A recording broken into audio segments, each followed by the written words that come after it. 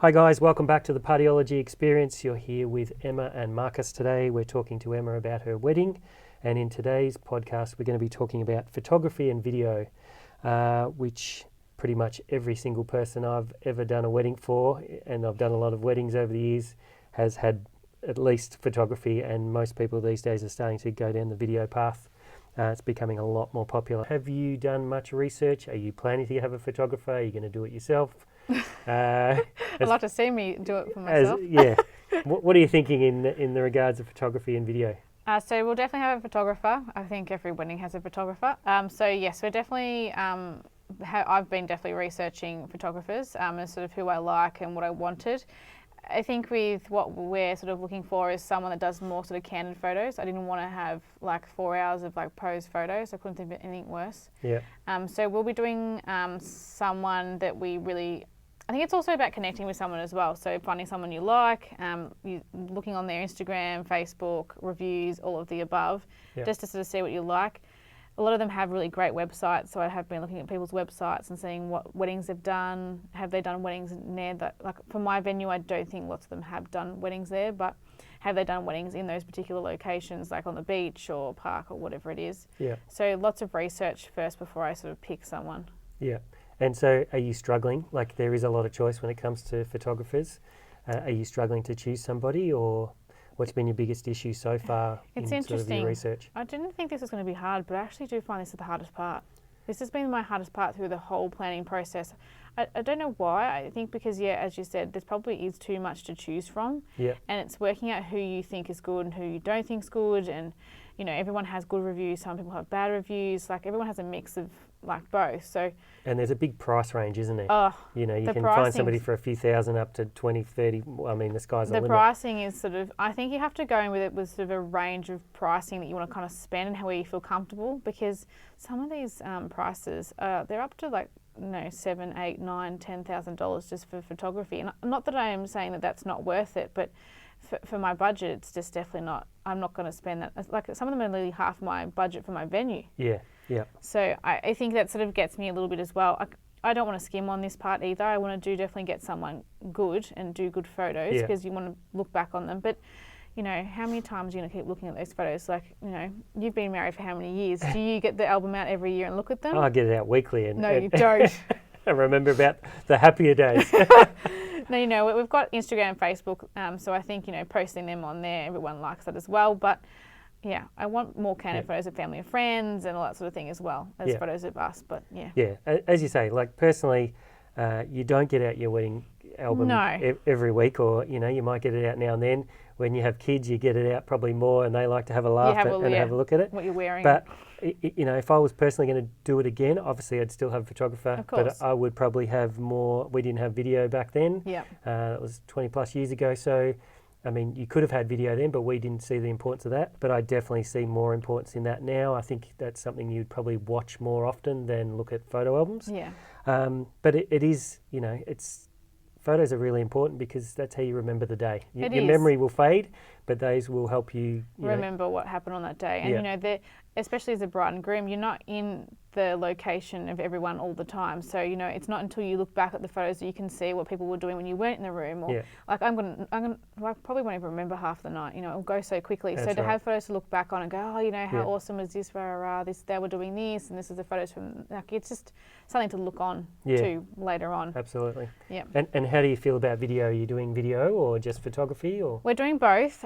So video, we will probably get someone that we actually use here at Feel Good Events to do a video for us. We definitely want to do both, but the two of them together was getting so expensive. I think it was getting close to like $8,000 for the two. Yeah. So I definitely want a video. I want to watch a video. I think it'd be awesome. But I've asked someone that I know personally to do the video, which may be a little bit cheaper than going through someone I don't. Yeah. But we definitely will have a video, and it will just need to be like a small little, like, I don't know, 2 or 3 minute video. It doesn't need to be crazy long, but just something for us to show what the actual day and night was like. Yeah, absolutely. And because, you know, from a video point of view, then you'll be able to see people making, you know, actually see people having being fun, silly on the just dance floor, or, you know, grandma dancing on the table, or because I know what your grandmother's like.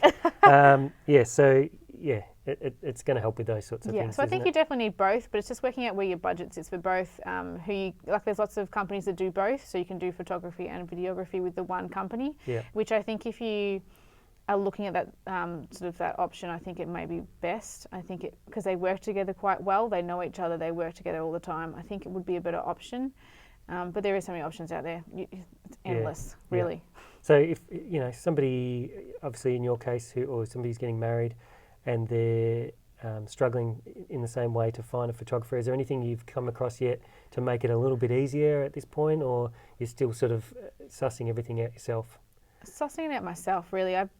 I think also asking suppliers, so other people that I've already, so I of course already know a couple of people in the industry, so asking those people for recommendations, especially for like florists and things like that. I asked my florist and who she had used in the past or who she knew was good, because these guys work with photographers, every weekend. They know these people, they see them at all these different functions, so they have more of an idea than I did on videography and photography, because we don't normally here at Feel Good Events plan that part of people's big days. They normally do it themselves. So I didn't have a huge variety of suppliers for that sort of particular thing. Yeah.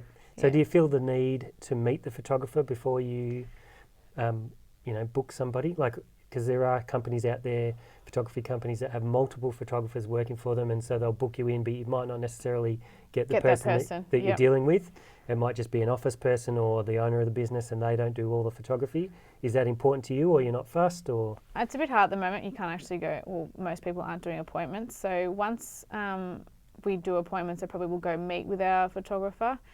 I don't feel like I have to meet someone in person if I think that their work is good. I think photography, if you're looking at their Instagram and their Facebook and their website, you get a pretty good idea through their photos and what they're like. So you have to click with that person, of course. I spoke to our photographer on the phone. I got along with her. She's definitely our type of person. She knows my other suppliers, so it seemed quite easy. So I think it's also that as well.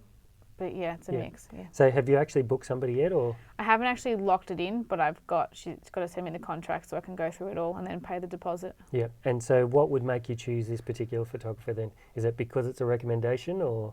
Yeah, probably most over recommendation, and because I trust my florist to give me the recommendations, that she knows someone, and I know that I've actually been watching Nat, my florist, post photos that she's taken of her and her work, and I've always been pretty impressed, and that was before I even was thinking about getting married, so it was pretty easy. And so, in your research, have you felt the experience of that photographer, if they've got 10 years over somebody who's got 5 years, has that played any impact on whether you would choose that person, or? Not really, to be honest. I don't like to pick people on that particular how long they've been in business for, because I don't think that it means if you've been in the business for 20 years that you're any better than someone's been in 5. Like, I think it's all about what your work is and what your photos are like, and is it what I want. Like, I think sometimes there's lots of photographers that do lots of black and white and quite sort of, they make them quite dark sort of images, where the photographer that we've chosen does everything quite vibrant, and because we're going with vibrant colours, it was good, and everything looks quite bright and colourful and exciting, and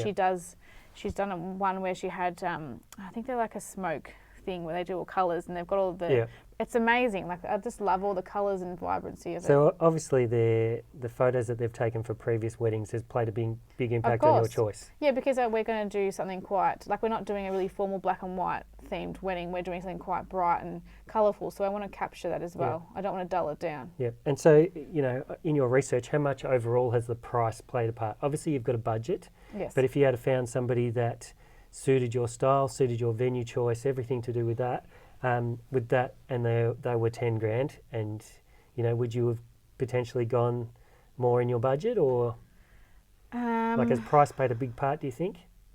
Yes, to a degree. Like, it's hard, because how do you pay $6,000 for a photographer when your venue was nearly half that, double that cost? So it's within proportion. I think you need to also, I'm working towards a budget, and I think everyone needs to work towards a budget, because as much as you love that $10,000 photographer, it's not really like viable for us. So it is a price thing as well. So it's price, and it's also work. Is their work what we want? Are they going to work with us well and do what we want to portray as our day? And what sort of we're looking cost-wise? So price does sort of play a big part in it. And so when you were looking and you've contacted a few, did you find any that you liked but just weren't simply available for your date? Was Yeah, that an fair issue? few. There was about 6. That weren't available for your date? Already. Okay. Yeah. I think because of Corona, a lot of people have moved their weddings from this year to next year, and a lot of them are just trying to change the date straight to whatever was the next year. Yeah. So January, February, March are literally nearly booked out for most suppliers. Peak time next year if there's no restrictions. So I'm really trying to book everyone now so that I don't actually lose out myself. Yeah. And so again, what would you recommend as far as how far in advance to book your photographer? I know it's sort of a bit awkward at the moment because of coronavirus and that sort of stuff, but what advice would you give people to book? Well, I'm 10 months out at the moment. I probably should have booked this 2 to 3 months ago. So let's say 12 months out. I think you'd be probably quite safe. Yeah. If you've got someone in particular that you really, really want to use, I'd book them as soon as you know you're going to get married. Yeah. I wouldn't wait any longer. I think because if you've got someone like your heart's set on one particular supplier, they may be booked for your day, so you're looking for especially if somewhere else. they're in photographer's case, if they're just a one-person business, definitely for that sort of thing. So I didn't have one particular person I wanted to book. I went through the whole channels of looking at other businesses and seeing sort of who was available. So lots of them are booked. They give recommendations on people they knew that were available, but some of them were now booked as well. So I started to panic a little bit and I was like, better get this sorted. Yeah, you nearly had one of your friends doing the photography on their phone. Yeah, well, the phones are pretty good these days. Yeah, that's right. Very true, very true. And that's, I guess, one of the bonuses these days with everybody having a camera in their pocket. iPhone, you're going to get photos from them as well. So, potentially you could get all these photos that you're not expecting because your friends are going to take photos and video and all that sort of stuff. We're actually going to phones. have a sign at the ceremony telling people not to take photos. You are? I've been to weddings before where you basically walk down the aisle and all you're doing is walking down the aisle to the phones. Yeah. And I do not want to be doing that. I want people just to come and enjoy. I don't want to walk down the aisle with 50 phones in my face taking photos of me. Yeah, you don't want to be have the paparazzi there. It's bad enough as it is, let alone having all that. So we'll just have a sign saying, unplugged ceremony, please don't take any photos. And I guess these are important things to think about, and there'll be plenty of options for people to take photos later on. But just not then. They'll be able to look at the professional photos and download those or whatever if people feel they need photos of those for family and stuff. So, it's a good idea. Yeah, and I've been to weddings when they've had it and when they've not had it, and I think the weddings that I've been to that have had that unplugged ceremony has worked so much better. People are just in the moment, they're actually watching the bride walk down the aisle. They're present. They're not fumbling on their phones and stuff like that, and it doesn't look good, to be honest. Yeah. So that'll be the only time when people can't take photos on their phones. Your photographer will just have photos of everybody taking photos, won't they? And I think most people are leaning that way, that they're actually having to put a sign up saying, please do not take any photos. And you always have that one relative that will bloody pull their phone out and want to take some photos, and you're like, no, put it away. That's but right. it is, at least you've got it That's there. good. So you were saying that, choosing a photographer was quite stressful, but it sounds like you're on the way there, so things are looking up. Yeah, it's not stressful. It's just working out, I guess, budgets. I think it's more because I sort of didn't know this part of the whole planning process well. So it's the only sort of thing I found a little bit stressful, but it's just finding someone that you like and works with you and is going to be helpful on the day. And I don't really know the run through of where they need to be, and they need to be here for an hour and there for an hour, and how many hours do you do photos for, and I need a bit more guidance in that myself. So I guess down the track we'll talk more about photography, and I guess all those different things about having timing and having somebody come maybe to your house and take photos while you're getting ready, all those sorts of things, bridesmaids, groomsmen, multiple locations, because that's usually the thing, and maybe the same with your video. Are you planning to have video just at the reception, or are you getting some before then? For both, I think I'll do I'll do at our home. So we're actually, I'm not sure if I'm meant to be pulling this out of the hat yet, but I'm actually not going to see BJ when I walk down the ceremonies the first time. We're actually going to see each other at our home. So we're actually going to do I think it's like a first look, they call it. Right. Very cool. Because I wanted to take the stress away from walking down the aisle. It was the first time he actually gets to see me with everyone else. I wanted just to do it, the two of us together. Yeah. That also came into play that we actually needed a female photographer. Now, this is a weird story, but my dog is petrified of males. And we it's all about the dog. It's all about the dog. It's not about anyone else. And we really wanted to have photos with the three of us together before we leave in our home. So we needed to have a female photographer because there's no way she'd go anywhere near a male. So we'll see each other for the first time at our home, and then have photos with our dog, and then my partner BJ will go down to the ceremony, and then I'll follow him after. So interesting, isn't it? You've got to work everything around your pets. And these days pets play a big part. And there's so many people that have photos with their pets, and I would love just to have the three of us have photos together. I think it'd be so nice to have for later on. Yeah. It's our first baby, really. Like, it's our fur baby. She's our baby, pretty much. So it would be wrong not to have a photo of all three of us together before we get married. And I'm sure she'll be replaced very soon with real babies. But I don't know about that. She'll be on the bed with us with all the babies as well. Yeah. Oh, see, so that's good that you've considered that then, because otherwise that could have made it quite awkward. It would have made it horrible for her because she wouldn't have gone, and it would have just been stressful in the day because she wouldn't go near them, and it's funny, but I've had to pick a female for that reason. Yeah, fair enough. All right, well, thanks, Emma. Thanks for talking to us today about your wedding and photography.